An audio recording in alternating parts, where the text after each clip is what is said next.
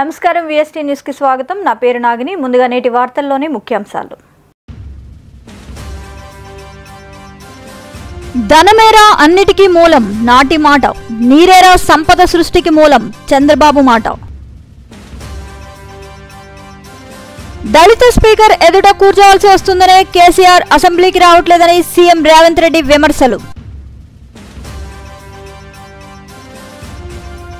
SC ST రిజర్వేషన్లపై supreme court ఇచ్చిన తీర్పు హర్షణీయం మందకృష్ణ మాదిగ.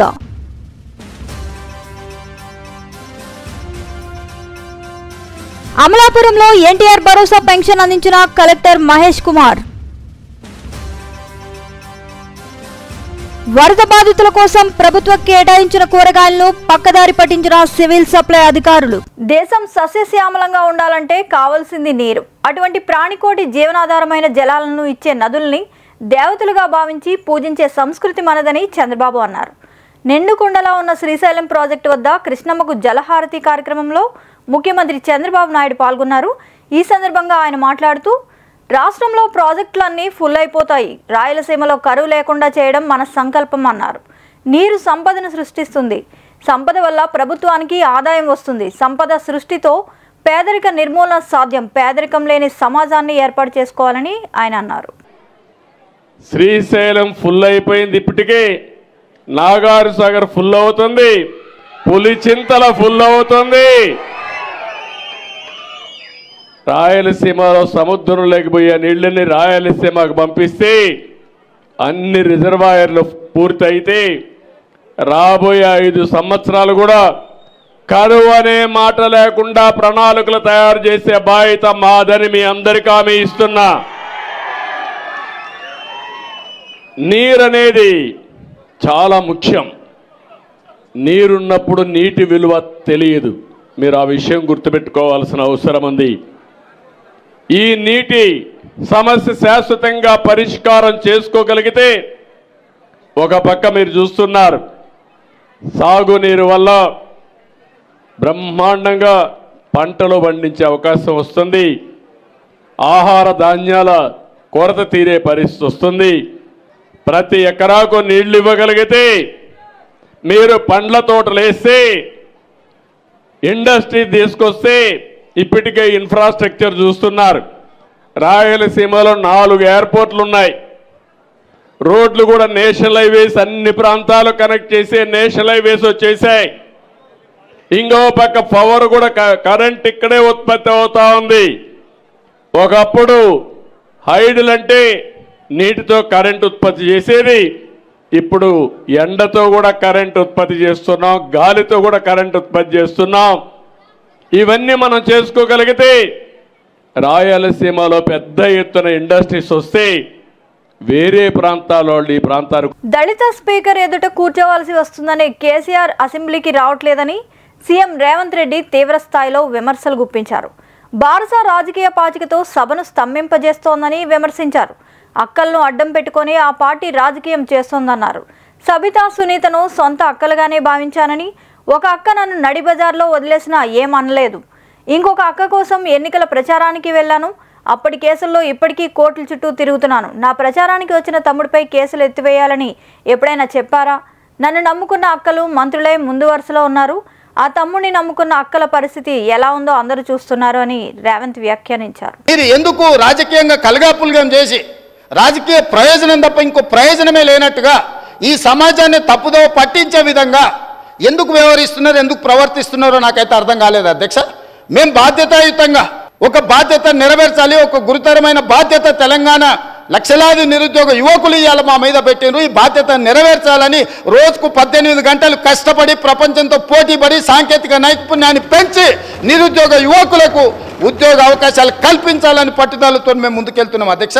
ఇవాళ తెలంగాణ సమాజం అంతా వ్యసనాలకు బానిసలై గంజాయి డ్రగ్స్కు లోనవుతుంటే ఆ యువతను బయటికి తేవాలి, పని కల్పించాలి, వాళ్ళకి శిక్షణను ఇవ్వాలి, వృత్తి నైపుణ్యం పెంచాలి, ప్రపంచంతో పోటీ పడాలని ఇవాళ మా ప్రభుత్వం చేస్తుంటే అభినందించాల్సింది పోయి, సహకరించాల్సింది పోయి, కాళ్ళల్లో కట్టెబెట్టి కింద పడేసి ఈ చర్చనే జరగొద్దని, ఈ చర్చను తప్పుదో పట్టించాలని, నిన్నగాక మొన్న మీ అందరి సమక్షంలో రైతు రుణమాఫీ 2వ విడత దాదాపుగా 1,50,000 వరకు ఉన్న రైతులకు 6,000 కోట్ల 198 లక్షలు విడుదల మా ఆర్థిక మంత్రి గారు ఉప ముఖ్యమంత్రి గారు చేస్తే ఆ చర్చ ఎక్కడ జరగొద్దు, రైతులకు చేరొద్దని ఒక దుర్మార్గమైన ఆలోచన రాజకీయ పాచికతోని సభను స్తంభింపజేసి ఆడబిడ్డలను అడ్డం పెట్టుకొని అక్కల్ని అడ్డం పెట్టుకొని రాజకీయం చేస్తారు అధ్యక్ష. ఇదా అధ్యక్ష నేను మాట్లాడాలంటే చాలా మాట్లాడగలను అధ్యక్ష.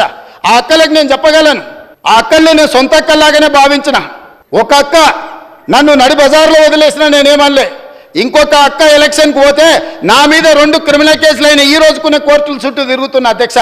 మీరు మాత్రం అక్కడికి వెళ్ళి మహిళా కమిషన్ చైర్పర్సన్ తెచ్చుకున్నారు, ఎమ్మెల్యే టికెట్ తెచ్చుకున్నారు, ఎమ్మెల్యేలు అయినారు. నేనేమన్నా అధ్యక్ష నా మీద కేసులు తీయాలని? అరే తమ్ముడు నా ఎలక్షన్కి వచ్చిండు, ఆయన మీద ఎందుకు కోపం, కేసులు తీయండి అని ఎప్పుడని చెప్పిండ్రు అధ్యక్ష? అయినా నేను అక్కల్ని ఏం అడగలేదు కదా అధ్యక్ష, ఏమనలే కదా. అక్కలుగానే భావించిన, సొంత అక్కలే అని నేను భావిస్తున్నా అని చెప్పిన అధ్యక్ష. నా కుటుంబ సభ్యురాలు సీతక్క అని చెప్పిన. ఎంత అవమానకరంగా మాట్లాడిండ్రు అధ్యక్ష సీతక్క పట్ల. ఇవాళ సోషల్ మీడియాలో ఒక వీడియో పెట్టిర్రు అధ్యక్ష, నేను అది చూపిస్తే సభ గౌరవం తగ్గుతుంది. ఎస్సీ/ఎస్టీ రిజర్వేషన్ల ఉపవర్గీకరణకు సంబంధించి సుప్రీంకోర్టు ఇచ్చిన తీర్పుపై ఎంఆర్పీఎస్ వ్యవస్థాపకులు మందకృష్ణ మాదిగ హర్షం వ్యక్తం చేశారు. ఢిల్లీలో మందకృష్ణ మాదిగ మీడియాతో మాట్లాడారు. రాష్ట్రాలకు ఉపవర్గీకరణ అధికారం ఉందని సుప్రీం తీర్పు ఇచ్చిందని చెప్పారు. వర్గీకరణ కోసం ఎంఆర్పీఎస్ 30 ఏళ్లుగా పోరాటం చేస్తోందని, ఎంతో మంది నేతల ప్రాణాలు కోల్పోయారన్నారు. జాతికి జరిగిన అన్యాయాన్ని సరిదిద్దేందుకు పోరాడామని వివరించారు. ప్రజాస్వామికవాదుల మీడియా పెద్దలందరి సంపూర్ణ సహకారం వల్లనే ఈ విజయం సాధించాం. అందువల్ల వాళ్ళందరికీ మేము ప్రత్యేకంగా ధన్యవాదాలు చెప్తున్నాం. ఈ విజయంలో అంకితం ఇస్తున్నాం. ఈ విజయం వల్ల న్యాయం వైపే న్యాయ వ్యవస్థ నిలబడుతుంది అనడానికి, అన్యాయం జరిగిన వర్గాల పక్షాన్ని బలంగా న్యాయ వ్యవస్థ నిలబడుతుంది అనడానికి పెద్దలు చీఫ్ జస్టిస్ గారి ఆధ్వర్యంలో ఇచ్చిన తీర్పు న్యాయాన్ని బతికించడం కోసం, పేద వర్గాలకి అండగా నిలబడడం కోసం ఇచ్చిన తీర్పుగా మేము భావిస్తున్నాం. ఎస్సీ వర్గీకరణకు అనుకూలంగా తీర్పు. ఉత్తరప్రదేశ్ శాసనసభ భవనంలోకి బుధవారం వర్షపు నీరు చేరింది. వర్షాకాల సమావేశాలు జరుగుతుండగా ఈ పరిస్థితి ఏర్పడటంతో ప్రతిపక్షాలు తీవ్రంగా విరుచుకుపడ్డాయి. నిన్న 2 గంటల పాటు వర్షం కురవడంతో శాసనసభ భవనంలోని కొన్ని చోట్ల భవనం వెలుపల నీరు చేరింది. దీంతో సిబ్బంది బకెట్లు, మ్యాప్లతో నీటిని బయటకు పంపించేందుకు శ్రమించారు. రాష్ట్ర శాసనసభకు ఎక్కువ బడ్జెట్ అవసరమంటూ ఎమ్మెల్యే శివపాల్ సింగ్ యాదవ్ వ్యంగ్యంగా వ్యాఖ్యానించారు. శ్రీలంకతో జరిగిన మ్యాచ్లో విజయానంతరం డ్రెస్సింగ్ రూమ్లో ప్లేయర్లతో భారత హెడ్ కోచ్ గంభీర్ మాట్లాడాడు. జట్టు ప్రదర్శనపై సంతృప్తి వ్యక్తం చేశారు. అయితే శ్రీలంకతో వన్డే సిరీస్కు ఎంపిక కాని ఆటగాళ్లను గంభీర్ హెచ్చరించాడు. తిరిగి భారత జట్టులో చేరడానికి 3 నెలలు పడుతుందని, అప్పటి వరకు ఫిట్నెస్, ఆటను మెరుగుపరుచుకోవడంపై దృష్టి సారించాలని సూచించాడు. కొన్ని రోజుల ముందు సన్నద్ధమైతే సరిపోతుందని, నిర్లక్ష్యం వహిస్తే కుదరదని హెచ్చరించారు. Ask for something before the start of the game and you absolutely delivered it. This is what happens when you keep fighting. You don't give up. These kind of games happen, and the only way these games can happen is when you keep fighting on every delivery and for every run. And this was the example. We keep getting better.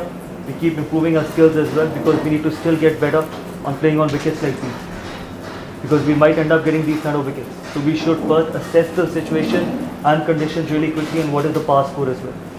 So there are a lot of learnings from this game, but more important than not, it's a great series win.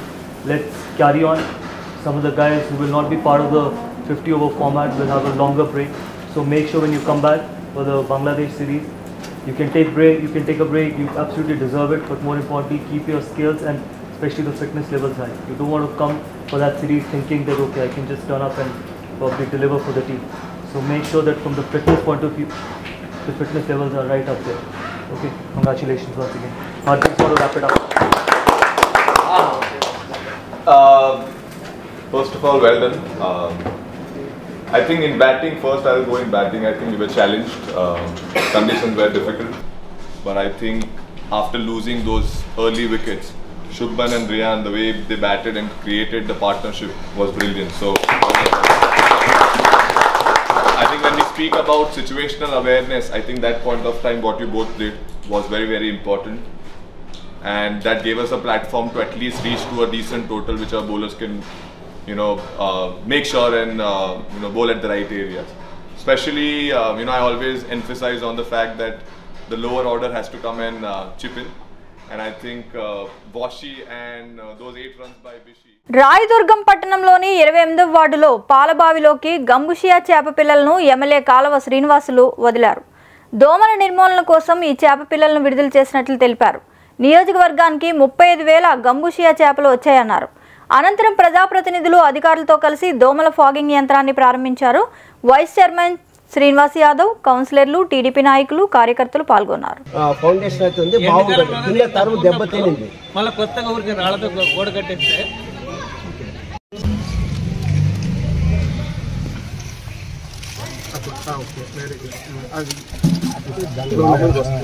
ఇవేనా ఈ పెద్ద లోపలికి నీళ్ళకి పెట్టండి. Next ఎవరు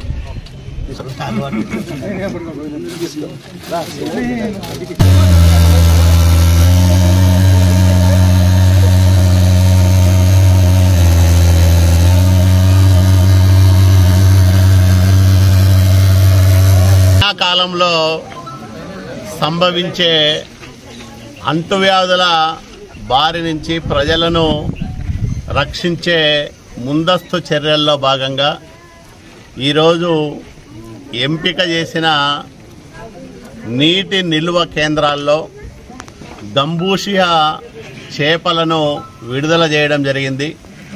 రాయదుర్గం నియోజకవర్గానికి 35,000 Gambusia చేపలు వచ్చాయి. ఎంపిక చేసిన 13 నీటి కుంటల్లో అసెంబ్లీ సాక్షిగా బీఆర్ఎస్ పార్టీకి చెందిన మహిళా ఎమ్మెల్యేలపై ముఖ్యమంత్రి రేవంత్ రెడ్డి చేసిన వ్యాఖ్యలను నిరసిస్తూ అసెంబ్లీ ఆవరణలో బీఆర్ఎస్ ఎమ్మెల్యేలు నిరసన వ్యక్తం చేశారు. సీఎం ఛాంబర్ ఎదుట ధర్నా చేసిన బీఆర్ఎస్ ఎమ్మెల్యేలను అరెస్ట్ చేశారు. మహిళలను అవమానపరిచిన సీఎం రేవంత్ వెంటనే క్షమాపణలు చెప్పాలని డిమాండ్ చేశారు. నల్ల బ్యాడ్జీలతో అసెంబ్లీలో వెల్లో బైఠాయించగా మార్షల్ వారిని అసెంబ్లీ వెలుపలకు తీసుకొచ్చారు. అనంతరం పోలీసుల వాహనంలో అసెంబ్లీ నుంచి తరలించారు. బీఆర్ఎస్ వర్కింగ్ ప్రెసిడెంట్ కేటీఆర్, మాజీ మంత్రులు హరీష్ రావు, ప్రశాంత్ రెడ్డి, జగదీష్ రెడ్డి, గంగుల కమలాకర్, పద్మారావు గౌడ్తో పాటు ఎమ్మెల్యేలు పాడి కౌశిక్ రెడ్డి, అనిల్ జాదవ్, పల్లా రాజేశ్వర్ రెడ్డితో పాటు పలువురు సభ్యులను అరెస్ట్ చేశారు. తప్పదు ముమ్మాటికి ఈ ముఖ్యమంత్రి తెలంగాణ ఆడబిడ్డలకు క్షమాపణ చెప్పేదాకా వదిలిపెట్టాం.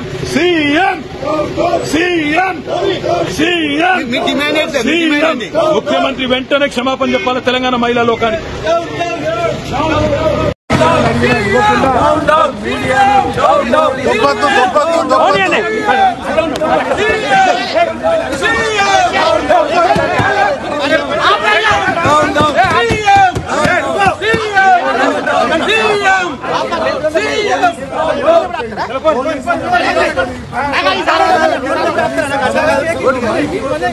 శాసనసభలో గొంతులు పడా ఉన్నారు. ఒక మహిళకు అన్యాయం జరిగితే మాట్లాడలేదు. ఎన్నిసార్లు స్పీకర్ గారిని కోరినా మైక్ లేకుండా ఇక్కడ ప్రజాస్వామ్యాన్ని గొంతు వస్తూ ఉన్నారు. తెలంగాణ శాసనసభలో ప్రజాస్వామ్యం తెలంగాణ ఉద్యమంలో లేనప్పుడు కూడా ఆ రోజు ఆంక్షలు లేవు. తెలంగాణ ఉద్యమంలో లేని ఆంక్షలు ఈ రోజు తెలంగాణ శాసనసభలో చూడడం నిజంగా చాలా దురదృష్టకరం. ఈ రోజు ప్రజాస్వామ్యం శ్రీశైలం మల్లన్న ఆలయాన్ని ముఖ్యమంత్రి చంద్రబాబు నాయుడు దర్శించుకున్నారు. స్వామివారిని దర్శించుకొని ప్రత్యేక పూజలు చేశారు. అంతకుముందు ఆలయ అర్చకులు ఆయనకు పూర్ణకుంభంతో స్వాగతం పలికారు. దర్శనానంతరం తీర్థ ప్రసాదాలు అందజేసి వేద ఆశీర్వచనాలు ఇచ్చారు.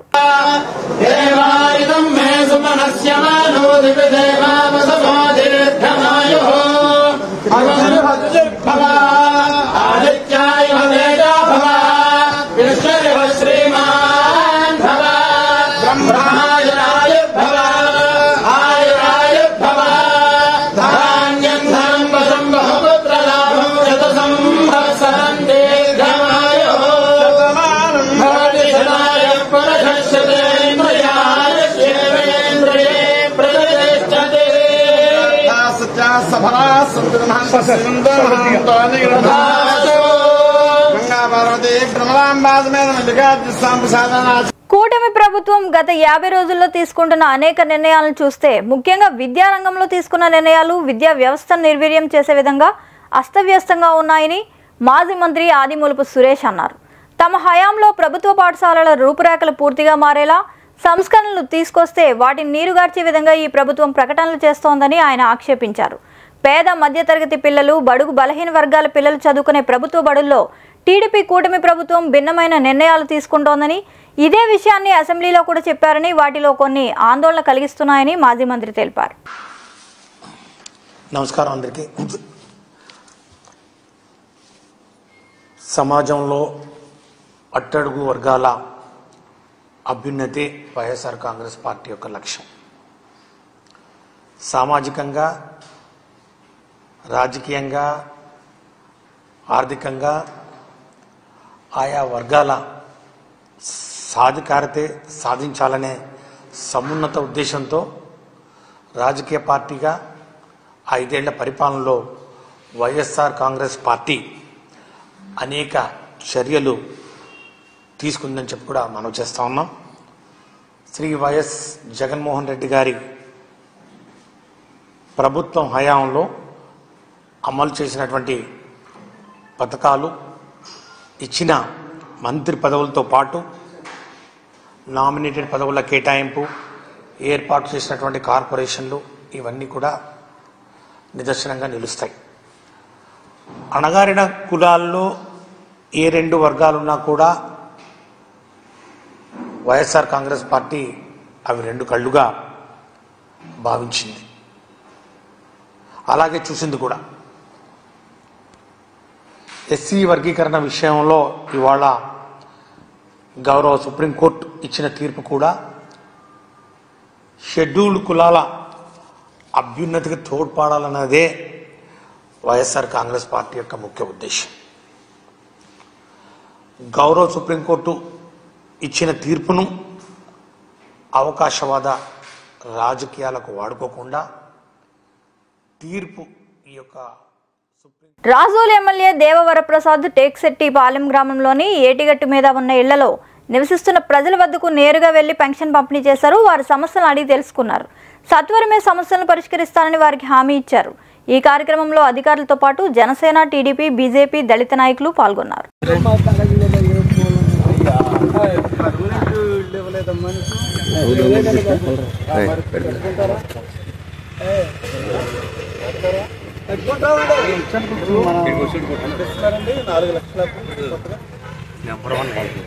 అవసరం 4 లక్షలు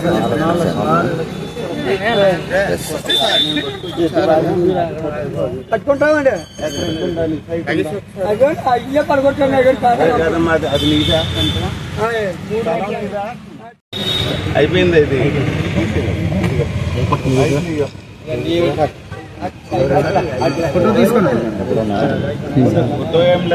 తీసుకున్నారు కానీ ముఖ్యమంత్రి గారు పంపించిన డబ్బు పెన్షన్ ప్రతి నెల వస్తుంది. ఈ నెల కాబట్టి నేను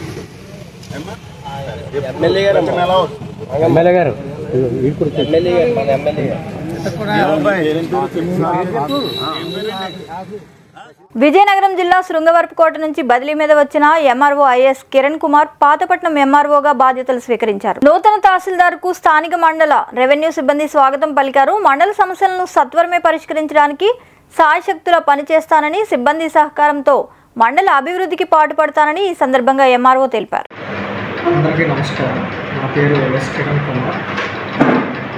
ప్రభుత్వ ఉద్యోగ తహసీల్దార్ బదిలీలో భాగంగా ఇక్కడ పాతపట్నం తహసీల్దార్గా గౌరవ కలెక్టర్ గారు నియామకం చేయడం జరిగింది.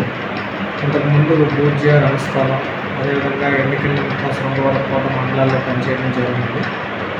పాతపట్నం చాలా ప్రశాంతమైన మండలం. ఇక్కడ ప్రజలకి రెవెన్యూ పరంగా కానీ, రీసర్వే పరంగా కానీ, లేదంటే పౌర సరఫరాల పరంగా కానీ ఎటువంటి సమస్యలు ఉన్నా ఖచ్చితంగా ప్రజల నుంచి సమస్యలు తీసుకొని పరిష్కరించడం అనేది జరుగుతుంది. గౌరవ ప్రజాప్రతినిధుల సూచనల మేరకు ఇక్కడ ప్రజల అభివృద్ధికి, సమస్యల పరిష్కారానికి మా సిబ్బంది.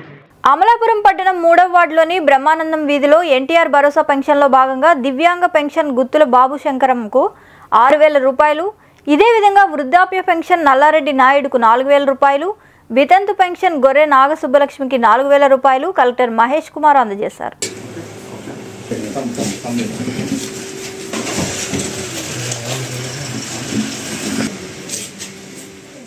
కోనసీమ జిల్లా రామచంద్రపురం నియోజకవర్గం కాజులూరు మండలం గొల్లపాలెం గ్రామంలో తెలుగు యువత నారా లోకేష్ ఫౌండేషన్ అధ్యక్షులు సుండ్రు వీర్రాజు చేస్తున్న సేవా కార్యక్రమాలను గుర్తించిన Asian international culture research university డాక్టరేట్ను ప్రదానం చేసింది. తాను ఈ అవార్డు అందుకోవడం చాలా ఆనందంగా ఉందని చౌదరి అన్నారు. నేను చేసే సేవా కార్యక్రమాల్లో పాలు పంచుకున్న నా స్నేహితులకు ప్రత్యేకంగా ధన్యవాదాలు తెలుపుకుంటున్నట్లుగా చౌదరి పేర్కొన్నారు. ఈ అవార్డు నాకు Asian international culture research award వచ్చింది. మన హోసూరులో 27వ తారీఖున అవార్డు నాకు ఇవ్వడం జరిగింది. నేను ఎన్నో సేవా కార్యక్రమాలు చేశానని చెప్పి సోషల్ యాక్టివిటీస్లో నాకు అవార్డు ఇచ్చారు. అలాగే నేను చేసిన కార్యక్రమాల్లో చాలామంది నాకు అండగా ఉండటం వల్ల ఈ అవార్డు వచ్చింది. ఈ అవార్డు నా ఒక్కరి సొంతం కాదు, నా వెనక ఉండి వెన్నుదండ ఉండి మీరందరూ సహాయ సహకారాల వల్ల ఈ అవార్డు వచ్చిందని కూడా నేను తెలియజేస్తున్నాను. అలాగే ముందు ఏ సేవా కార్యక్రమాలు చేసినా మీరందరూ ఆదర్శ్ నగర్ ప్రాంతానికి చెందిన కింతాడ కనక మహాలక్ష్మి ఫిర్యాదు మేరకు కానిస్టేబుల్ విచారణ నిమిత్తం వెళ్లడంతో అక్కడ ఉన్న కొర్ర వినయ్ కానిస్టేబుల్పై దాడి చేసి తీవ్రంగా గాయపరిచాడు. కొర్ర వినయ్పై అతని భార్య ఫిర్యాదుతో పాటు దాదాపుగా 9 కేసులు ఉన్నాయని, 2 చోరీ కేసులతో పాటు స్థానికంగా మరో కేసు కూడా నమోదై ఉందని, అతనిపై సస్పెక్ట్ షీట్తో పాటు రౌడీ షీట్ కూడా తెరిచినట్లు ఎంవీపీ స్టేషన్ సిఐ సంజీవరావు విలేకరుల సమావేశంలో వెల్లడించారు. ముద్దాయి చేతిలో గాయాల పాలైన కానిస్టేబుల్ ఆరోగ్యం ప్రస్తుతంగా నిలకడగా ఉందని సీఐ చెప్పారు. ఇప్పటికే వినయ్ మీద అతని భార్య 5 సార్లు ఫిర్యాదు చేసిందని తెలియజేశారు. కనక మహాలక్ష్మి భర్త అయిన వినయ్ దుందుడుకు స్వభావం గలవాడని సీఐ తెలిపారు. ఇద్దరి మధ్య కొంతకాలంగా విభేదాలు రావడంతో అతను చిన్నబాల్తేరు చాకల వీధిలో ఉంటారు, ఈమె ఆదర్శ్ నగర్లో సపరేట్గా ఉంటుంది. ఆమె ఇచ్చినటువంటి ఫిర్యాదులపై దపదపాలుగా కేసులను కూడా నమోదు చేయడం జరిగింది. అలాగనే 29/7 కూడా మరలా ఆమెను కాపునానికి రమ్మని ఆమె ఆదర్శ్ నగర్ ఆమె నివసిస్తున్న ఇంటికి వచ్చి మళ్ళీ గొడవ చేయడం జరిగింది. అదే క్రమంలో ఆమె వెంటనే పోలీసు వారికి ఫోన్ ద్వారా తెలియజేయడం జరిగింది ఆ గొడవ నుండి ఆమెని సేవ్ చేయమని. ఆ క్రమంలో మా స్టేషన్ నుంచి బ్లూ కోట్ కానిస్టేబుల్ రాజునాయుడు వెళ్ళడం. తూర్పుగోదావరి జిల్లా గోకవరం జగ్గంపేట నియోజకవర్గం శాసనసభ్యులు జ్యోతుల నెహ్రూ చొరవతో గోకవరం నుంచి తంటికొండ గ్రామానికి 3,70,00,000 రూపాయలతో మంజూరైన నూతన రోడ్డు నిర్మాణానికి అసెంబ్లీ స్పీకర్ అయ్యన పాత్రుడు కొబ్బరికాయ కొట్టి శంకుస్థాపన చేశారు. అనంతరం తంటికొండ గ్రామంలో వెలిసి ఉన్న శ్రీదేవి భూదేవి సమేత వెంకటేశ్వర స్వామి దేవస్థానానికి వెళ్లి స్వామివారిని దర్శించుకుని తీర్థ ప్రసాదాలు స్వీకరించారు. భక్తులకు ఇబ్బందులు లేకుండా వెంకటేశ్వర స్వామి కొండపైకి ఈ నూతన రోడ్డు వేయడం జరుగుతుందని తెలిపారు. ఈ కార్యక్రమంలో కూటమి నాయకులు, సంబంధిత అధికారులు, ప్రజాప్రతినిధులు పాల్గొన్నారు.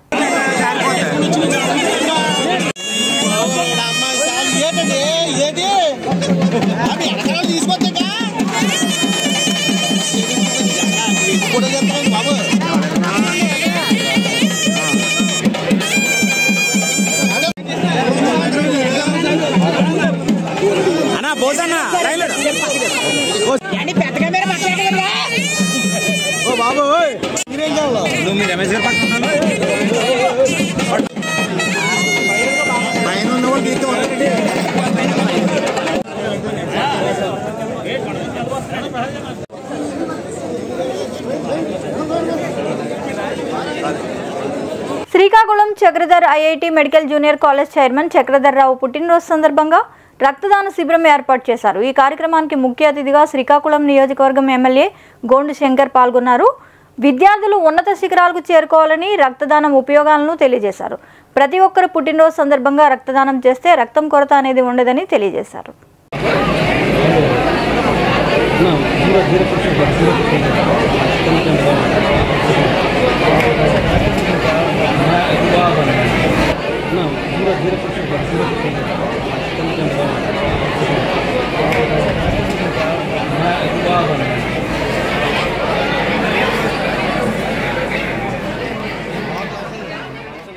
వరద బాధితుల కోసం ప్రభుత్వం కేటాయించిన కూరగాయలను సివిల్ సప్లై అధికారులు కాసులకు కక్కుర్తిపడి పక్కదారి పట్టించిన వైనం వేలేర్పాడు మండలంలో చోటు చేసుకుంది. వివరాల్లోకి వెళ్తే వేలేర్పాడులో గోదావరి వరదల కారణంగా సర్వం కోల్పోయిన బాధితులకు ప్రభుత్వం కూరగాయలు పంపిణీ చేస్తోంది. దీన్ని అదునుగా తీసుకొని కొందరు అధికారులు శివకాశీపురం గ్రామంలో ఉన్న ఆశ్రమ పాఠశాల నుంచి బడా దోస్తి వాహనంలో 40 బస్తాల ఉల్లిపాయలు, 31 బస్తాల బంగాళదుంపలు తీసుకుని బయటకు వెళ్ళింది. ఇది గమనించిన జనసేన నాయకులు దేవిరెడ్డి సుధాకర్, మండల అధ్యక్షులు ఆదినారాయణకి సమాచారం ఇవ్వగా బీజేపీ అధ్యక్షుడు ములకల్లపల్లి నరసింహరావు, జనసేన ప్రధాన కార్యదర్శులు కొవ్వల క్రాంతి కుమార్, బంధం వీరాస్వామిలను తీసుకుని వెహికల్ను వెంబడించి మేడిపల్లి సచివాలయం వద్ద అడ్డుకున్నారు. ఆ వాహనంలో సివిల్ సప్లై డిప్యూటీ తహసీల్దార్ సురేంద్ర కుమార్, డీలర్లు నాయక్, నారాయణబాబు ఉన్నారు. మండల అధ్యక్షులు వారిని వివరణ కోరగా పొంతనలేని సమాధానాలు చెప్పారు. డ్రైవర్ రామును అడగగా చింతలపూడి తీసుకువెళ్తున్నామని చెప్పాడు. అధికారుల మాటల్లో నిజం కనిపించకపోవడంతో వరద బాధితులకు ఇవ్వాల్సిన కూరగాయలు పక్కదారి పట్టిస్తున్నారని గ్రహించి స్థానిక ఎంఆర్ఓ డీటీలకు సమాచారం ఇచ్చి వాహనాన్ని రెవెన్యూ కార్యాలయంలో అప్పగించడం జరిగింది. ఎక్కడి నుంచి అన్న ఈ లోడు? ఏలూరుపాడు దగ్గర నుంచి. విలేరుపాడులో ఎక్కిచ్చారా? ఎక్కిచ్చారు. ఎక్కడికి తీసుకెళ్తున్నారు లోడు? చింతలపూడి. చింతలపూడి. ఎవరు మాట్లాడారు లోడు? చంద్రపూడి అతను మాట్లాడాడు. చింతలపూడి అతను మీతో మాట్లాడారు? కిరాయి మాట్లాడుకున్నాం. చంద్రపూడి అతను వీళ్ళైతే మనకు ఎవరు తెలియదు. ఇక్కడ ఎక్కించింది ఎవరు? ఇక్కడ ఎవరో యారోను మరి ఎవరో కొంత నల్లగా ఉన్నాడు. నల్లగా బట్టతలు వేసుకుని ఉన్నాడు. పొట్టిగా గోల్డ్ చైన్ ఉంది. గోల్డ్ చైన్ ఉంది. ఆయన ముందు కారు మీద వెళ్ళిపోయిందా? వాళ్ళు కారు మీద వెళ్ళి మేడేపల్లి దగ్గరికి వెళ్ళాక పట్ట ఓడేసి ఎక్కడ దింపించారు అన్నారు. పట్ట ఓడేసి ముందైతే మాత్రం చింతలపూడిలో ముందైతే చింతలపూడి చెప్పారు. తర్వాత మళ్ళీ మేడేపల్లిలో దించేయమన్నా. మేడేపల్లిలో దించేయాలన్నారు. సార్ చెప్పండి సార్. ఆదినారాయణ సార్ అది ఎక్కడికి మీరు పంపలేదు అంటున్నారు. ఇదేముంది మనకు చివరి కదా ఇంకా దింపిన తర్వాత సార్ మేడేపల్లిలోకి 20 తర్వాత మేడేపల్లి కాదు కమ్మరగూడెం 20 ఇంకా అలాగే మనకు ఏమండి యాడ్ చేసాం కదా ఎంఆర్ఐ గారు ఎక్స్పెరిమెంట్ ఉంది మరి ఉందో కానీ మీకు చెప్పారండి ఈ రోజు మీకు తీసుకెళ్తానని చెప్పారండి. మీరు ఏమైనా పర్మిషన్ ఇచ్చారా? ఈ రోజు తీసుకెళ్తాం అంటే మొత్తం ఇప్పుడు కొత్తగా ఎన్నైతే పెట్టామో రేపు 1200 కూడా అందరికి ఇచ్చామని చెప్పాం అంతే మరి. ఈ రోజు చెప్పకుండా ఎవరు లేకుండా ఇది తెలంగాణ వ్యాన్లో వేసారండి. మనం ఇప్పటి వరకు కూడా మనం ఈ వేలేరుపాడు మండలం మొత్తం పంచింది కూడా వేలేరుపాడు వ్యాన్లు వేలేరుపాడు ట్రాక్టర్లే కదండి. అవునండి. ఇవాళ తెలంగాణ వ్యాన్ వచ్చిందండి. నెంబర్ చెప్పండి. నెంబర్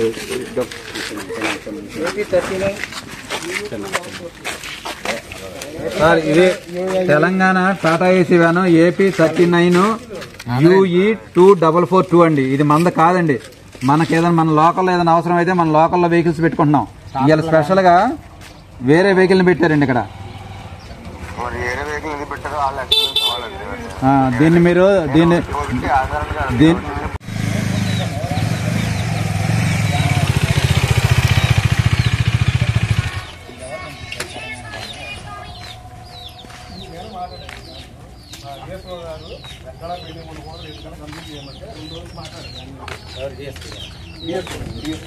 డిఎస్ఓ గారు ఆ సరుకు మన సరుకు ఎవరు సప్లై చేయాలి? మీకు మేడిపల్లిలో అక్కడ ఆశ్రమ హాస్టల్లో మీకు ఎవరు సప్లై చేయాలి?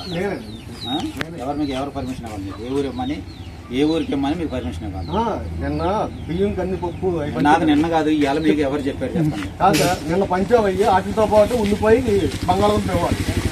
మీకు నాకు చెప్పకండి. ఇవాళ మీకు ఎవరిమ్మని చెప్పారు? ఇంత లోడు ఎవరిమ్మని చెప్పారు? ఈ వ్యాన్ ఎవరు పెట్టమని చెప్పారు? వేలేరుపాడులో ఎన్ని వ్యాన్లు ఉన్నాయి, ఎన్ని ట్రాక్టర్లు ఉన్నాయి రోజు తిరిగాయి? ఇవాళ స్పెషల్గా ఎందుకు పెట్టారు?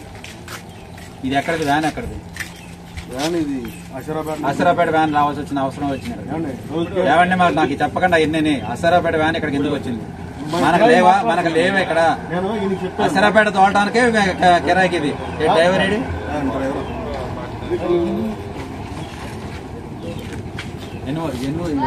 ఎంత లోడ్ ఇస్తారు ఎవరన్నా? నిరంతర వార్తా శ్రవంతి కొరకు వీక్షిస్తూనే ఉండండి మీమా VST news. Please like, share and subscribe channel.